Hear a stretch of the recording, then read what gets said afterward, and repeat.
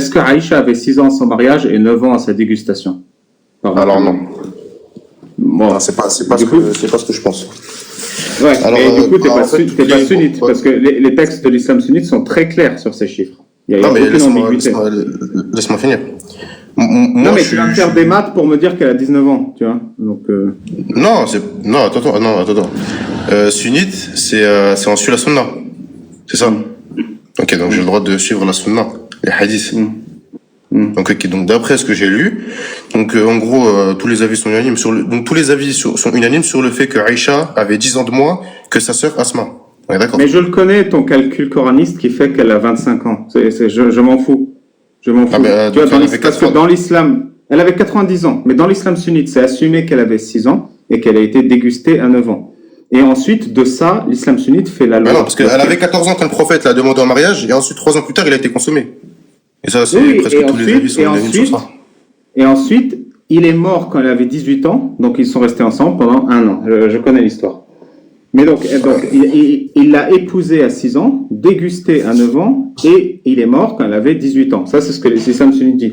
Et même si ce que tu dis est vrai, la loi sunnite ne change pas. Un père peut marier sa fille du berceau, et ensuite le mari peut déguster la jeune mariée. C'est vraiment désagréable le bruit de ton micro. Est-ce que tu peux Je suis désolé. Merci bien. Et donc, la loi islamique est très claire. Un père peut marier sa fille, la promettre à quelqu'un et même la marier dès le berceau. Et ensuite, il peut y avoir dégustation dès qu'elle a ses règles. Et ça, c'est clair. Donc, même si moi, je m'en fiche de la mythologie. On peut dire que Mohammed, il n'existait pas. Donc, Aïcha, elle avait 90 ans, ça me va aussi, c'est faux, de toute façon. C'est pas des vraies histoires. Le problème, c'est que ça fait la loi. Donc, ce que tu aurais dû chercher plutôt, je pense, c'est une punition pour celui qui épouse une fille de 6 ans dans l'islam. Si tu trouvais ça, là, ce serait intéressant.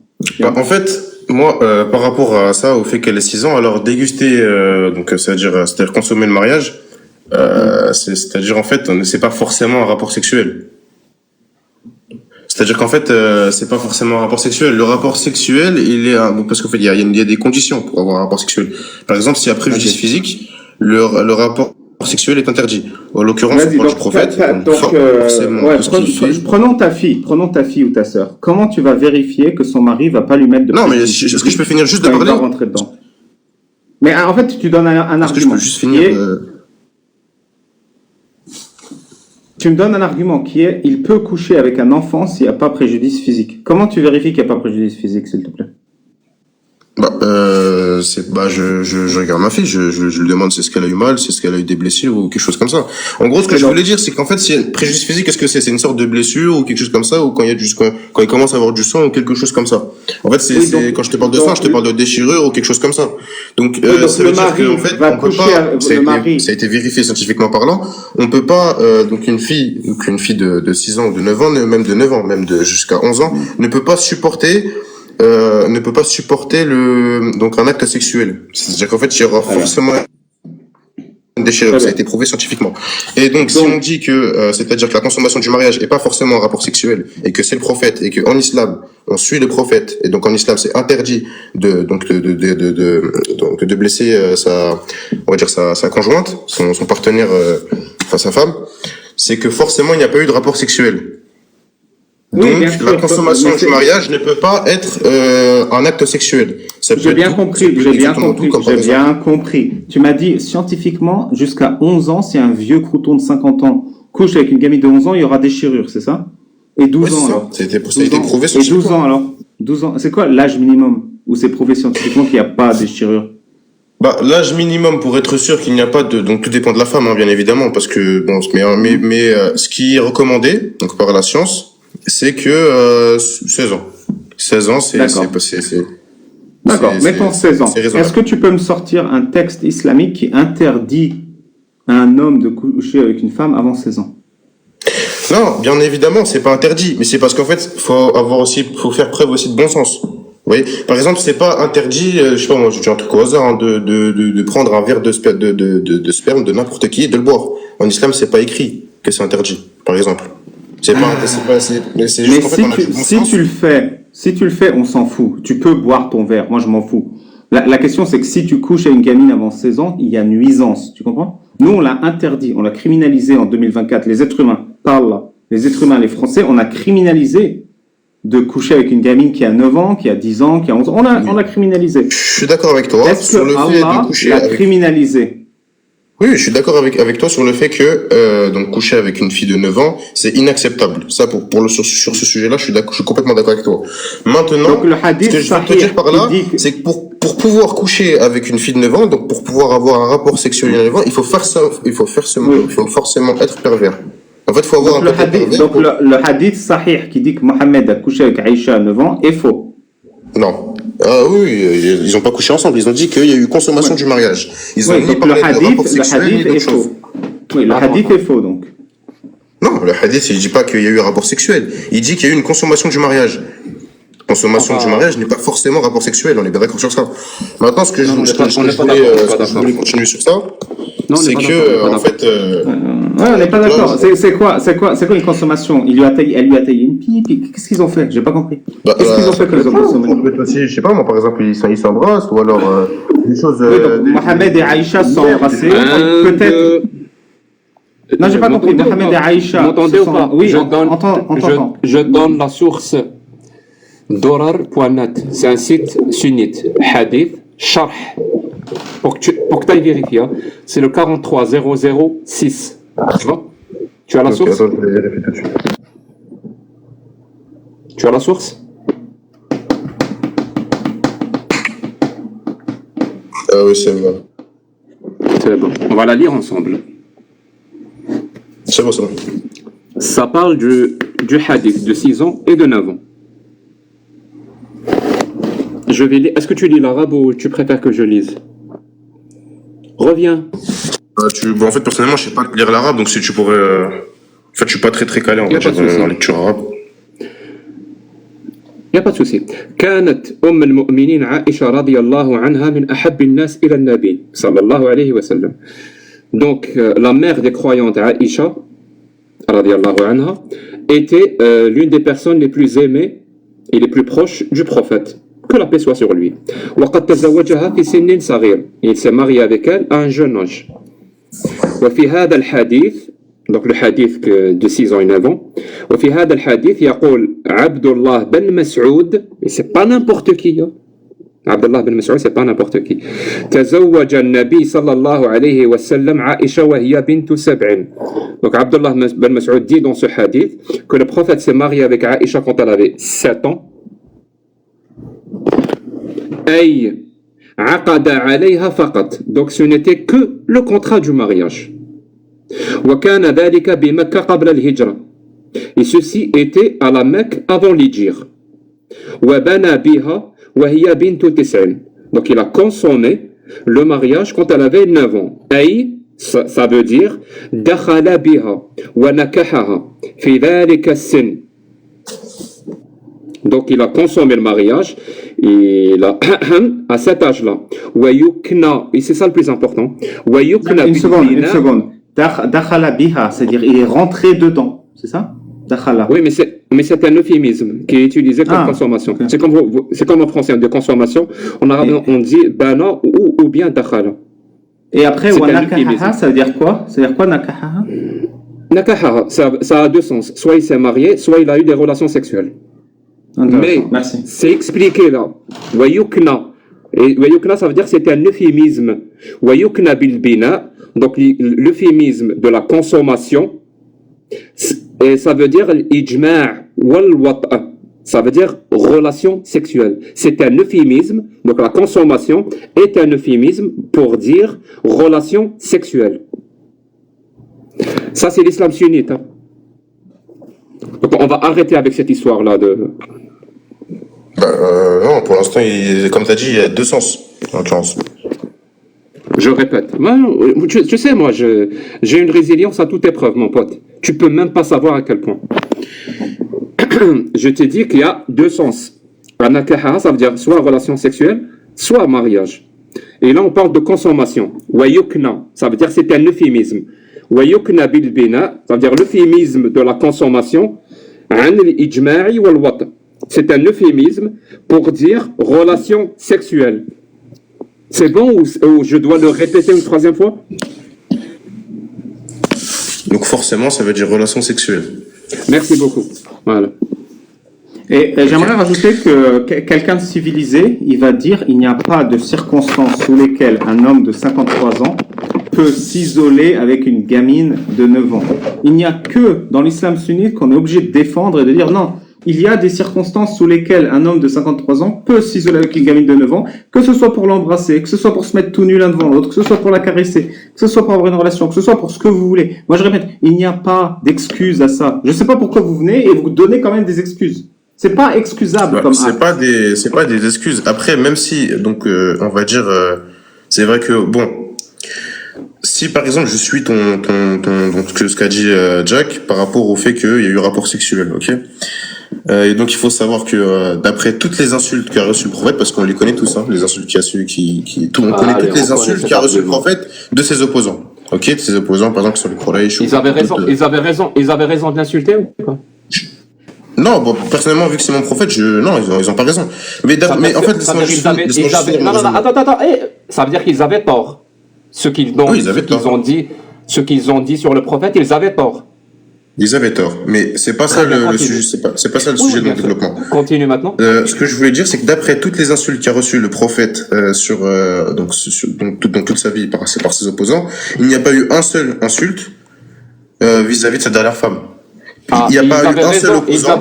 Ils avaient raison ici? Ben non, ils l'ont pas insulté. En fait, ce que je veux dire par là, c'est que d'après leur sens, est-ce qu'ils avaient raison de ne pas l'insulter parce qu'il s'est marié avec une petite fille? Oui, ils avaient raison. Parce qu'à ce moment-là, à cette époque-là, il faut me laisser faire mon raisonnement, sinon c'est vrai que je suis... Ça veut dire quand ils l'insultent, ils ont tort, mais quand ils l'insultent pas, ils ont raison.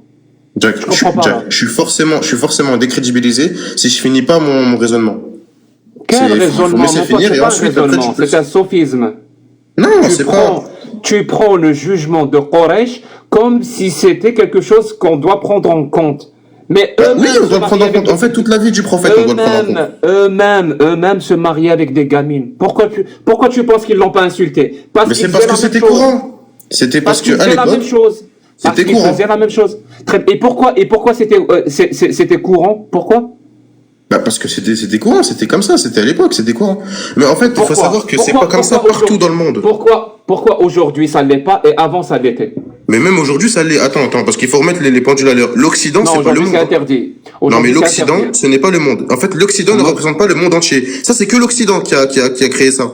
En fait, c'est que l'Occident. Pourquoi en Occident ce n'est pas le cas? Pourquoi en Occident c'est interdit, si tu veux? Pourquoi? Donc, je t'explique. La religion prédominante en Occident, en Occident, c'est le catholicisme. Non, tu l'as dit tout à l'heure. Tu l'as dit. Oui. Tu as dit la science. Voilà, je t'ai aidé un peu, mais c'est pas grave. La science a tranché et elle a prouvé une fois pour toutes que c'était très grave comme acte. Et donc le législateur, celui qui fixe les lois, il est obligé, maintenant que la connaissance a été établie par la science, de la prendre en compte. Parce que s'il ne fait pas, ça veut dire qu'il permet quelque chose de très grave. S'il a la connaissance que cet acte-là engendre des répercussions très graves et qu'il le laisse faire, il commet un crime, il commet quelque chose d'injuste envers les petites filles, s'il a la connaissance. Mais celui qui n'a pas la connaissance, il n'interdit pas, on peut rien lui reprocher. Par exemple, Quraysh, ils faisaient cela parce qu'ils n'avaient pas la connaissance. Est-ce que Dieu, Allah, avait les connaissances ou pas? Bien sûr que oui, il avait la connaissance. Mais en fait, je voudrais juste revenir sur un truc. Pourquoi il l'a permis? Parce que il a permis. Enfin, moi personnellement, d'après moi, après si on doit suivre mon raisonnement à moi, il n'y a pas eu de rapport sexuel entre Aïcha. Je suis en train de suivre votre raisonnement à vous. C'est pas intéressant ton raisonnement. Si Allah avait les connaissances, parce que Allah a toutes les connaissances. Donc il avait cette connaissance-là, que la science a établi, que c'était très grave comme acte. Il avait cette connaissance-là, Allah. Il avait cette connaissance, bien sûr que oui. Pourquoi il a permis alors ce jour de mariage? Parce que Allah subhanahu wa ta'ala, soit là, parce que si je suis ton raisonnement à toi, qu'il y a eu un rapport sexuel entre le prophète Mohammed sallallahu alayhi wa sallam, je m'en fous du prophète, j'arrête pas de te répéter, je m'en fous du prophète. D'accord, donc d'après ce que tu m'as lu, non mais ça c'est d'après ton avis, ça veut dire que si le prophète il existait... Allah permet à tous les musulmans de se marier avec des gamines de 6 ans, c'est autorisé dans l'islam, c'est autorisé. par des versets coraniques, c'est autorisé par des hadiths authentiques. Et c'est le consensus qui le dit. Le consensus qui est écrit par Ibn al-Mundar, qui est écrit par Nawawi. L'islam sunnite, il est clair sur cette question. Il y a un consensus dans les 4 écoles. Que le mariage des petites filles est halal. Oui, le mariage, mais Comment le mariage, ça il a se fait quoi de que grave Allah, en soi? s'il a toutes les connaissances, a rendu ce mariage halal? Je parle pas de Aïcha, je parle de Oui, tous le les mariage des en petites filles. soi, il est autorisé. Le mariage en soi est Pourquoi il n'a pas autorisé. interdit? Le mariage? Bah parce Pourquoi que il n'a pas interdit qu'est-ce le qu'il y a mariage de des grave petites à se marier une petite fille de 9 ans? Je comprends pas. Oui, le rapport sexuel, je veux bien. Le rapport sexuel, je comprends tout à fait parce que voilà. Alors Moi, écoute, quand je te parle de Allah, rapport sexuel, mais tu sais quoi, je vais aller là où tu habites, j'ai aucun souci. Allah autorise le mariage des petites filles et la consommation du mariage avec les petites filles. Celles qui Voilà. n'ont pas atteint l'âge de puberté. d'accord. Tu comprends ça? je Allah comprends. l'autorise. Il l'autorise. Tu veux que je te montre le verset? Non, bah non, c'est bon, je te crois. Bah, Alors, tu- donc si Allah a les connaissances qui disent que c'est très grave comme acte, ça peut même engendrer, tu l'as dit toi-même toi, des déchirures qui peuvent même être fatales. Si D'accord. Allah avait ces connaissances-là, pourquoi il a autorisé ce mariage? Pourquoi il a autorisé la consommation de ce dernier? Parce que vu que Allah a interdit aussi le fait de blesser son partenaire sexuel, c'est que il savait que cette fille-là n'allait pas se blesser pendant le rapport sexuel, tout simplement. Allah interdit de blesser. Bah, Allah, il a interdit. Il a dit que si, par exemple, il y a un préjudice physique pendant l'acte sexuel, il y a des lois pour tout. C'est-à-dire qu'en fait, il y a des lois aussi Je pendant comprends l'acte pas, je sexuel. comprends pas. Où est-ce que Allah a dit ça? Où? Après, si je dois te sortir le tout, bah, Ah recherche. oui, c'est ça. Moi, je te sors les sources. Sors-moi ta source. Bah, Moi, je trouve ça personnellement, intéressant. Donc, Parce que c'est vrai, c'est grave. Hein. Si c'est vrai, c'est grave. Ça veut dire Allah attend le préjudice pour punir. En gros, c'est ça. Il l'autorise. Hein. Il l'autorise. Essayez. Vous faites ce que vous voulez. S'il n'y a pas de mort, s'il n'y a pas de déchirure, s'il n'y a pas d'hémorragie, c'est cool. Mais s'il y en a, eh ben, je vais te punir. oui, c'est ça.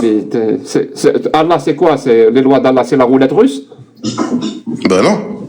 C'est juste que toi et par exemple, en fait, on n'a même pas besoin de science pour savoir quand on voit une petite fille, qu'il y aura des déchirures. Par exemple, quand on compare la taille de son sexe, donc, par exemple, quand on est un adulte et qu'on a un Tu sexe sais quoi? normal, Je vais aller jusqu'au bout. Allah, comment tu peux Dis-moi, pas voir à s'il te chaque plaît. fois? Décris-moi une fillette de 9 ans avec qui on peut avoir des relations. Décris-moi. Comment elle est physiquement? Bah, personnellement, moi, je peux pas, je pense qu'il y a que toi pour t'imaginer une petite fille de 9 ans. Non. Allah l'a autorisé, ton prophète l'a fait. Décris-moi physiquement, cette gamine de 9 ans, elle est comment? Moi, personnellement, tu vois, je pourrais pas imaginer une petite fille de 9 ans, tu vois, comme toi, par exemple. Moi, je pourrais pas m'imaginer une petite fille toute nue de 9 ans. Non, Tu vois, moi, toi, je tu suis peux, contre. peut-être que tu pourras, tu n'as pas de... Moi, je suis contre dans toutes les circonstances. Il n'y a pas un cas où c'est acceptable. Contre à 100%. Contre que ça soit puni par la loi. Même si il y a pas eu de déchirure ou ce que tu appelles, l'acte lui-même sera considéré comme un viol, caractérisé. Et en plus, ça va te punir très très fort parce que c'est un viol contre une gamine, même s'il n'y a pas d'hémorragie. Et ça va te punir jusqu'à 20 ans, jusqu'à 30 ans de prison. Parce qu'il n'y a pas des circonstances où c'est acceptable. Dans toutes les circonstances, c'est inacceptable. Mais d'après toi, il y a apparemment des cas où c'est acceptable. C'est quoi ces cas-là où c'est acceptable? Non, mais moi, personnellement, j'arrive pas à trouver de cas pour aller. En fait, si on est dans le bon sens, si on suit le bon sens, c'est-à-dire, pour pouvoir coucher avec une petite fille de 9 ans, il faut forcément être pervers. Là, je parle d'après moi, ok? Dans ma pensée, je peux finir s'il te plaît, Jack. Dans ma Tu parles pensée. du prophète. Non, là, je parle de tout homme de sur terre confondu, en fait. Que ce soit le prophète, que ce soit tous les humains. Prophète inclus. Prophète inclus. je pense que c'est le bon moment de poser. Ouais, mais Attends, c'est j'aimerais pas- oui, j'aimerais mais poser une franchement- question. J'aimerais poser une question, s'il te plaît. Est-ce que pour consommer avec une fille de 9 ans, il faut être un pervers? Bah, forcément, oui.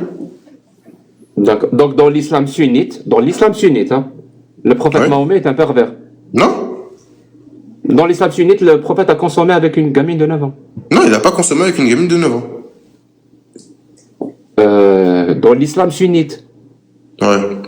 le hadith dit, il s'est marié avec elle quand elle avait 6 ans, il a consommé le mariage quand elle avait 9 ans. Nous sommes bien d'accord que le hadith aussi dit, donc en l'occurrence, il y a un mot dans ce hadith-là qui a deux sens. Et Tu as on vient toi-même- d'établir dans l'islam sunnite ce que ça veut dire ce sens. Ça veut dire relation sexuelle. Je viens de te montrer les sources. Ça veut pas dire que relation sexuelle. Après, forcément, allez, Baba, ça, c'est veto, d'après. veto. Je ne débat pas avec les coranistes. Va parler avec les sunnites. Je suis pas un coraniste, je suis pas un coraniste. Mais moi, ce que je veux dire par là, c'est que Je t'écoute. C'est très intéressant. Désolé, Ali Baba, là.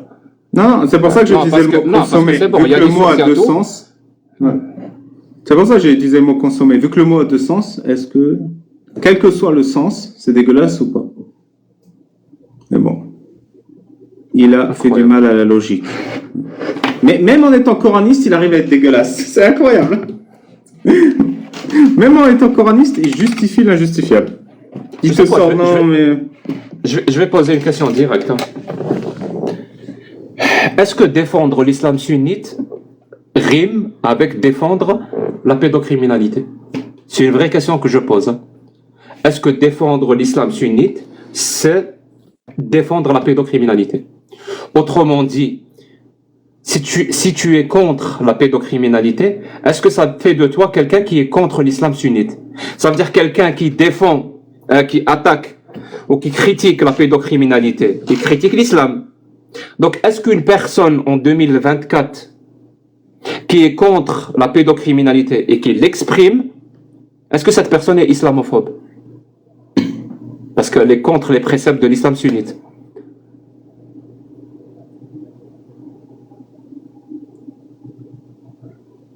Vraiment, je pose la question et c'est une vraie question. Est-ce que défendre l'islam sunnite rime avec défendre la pédocriminalité? Je ne vois que ça.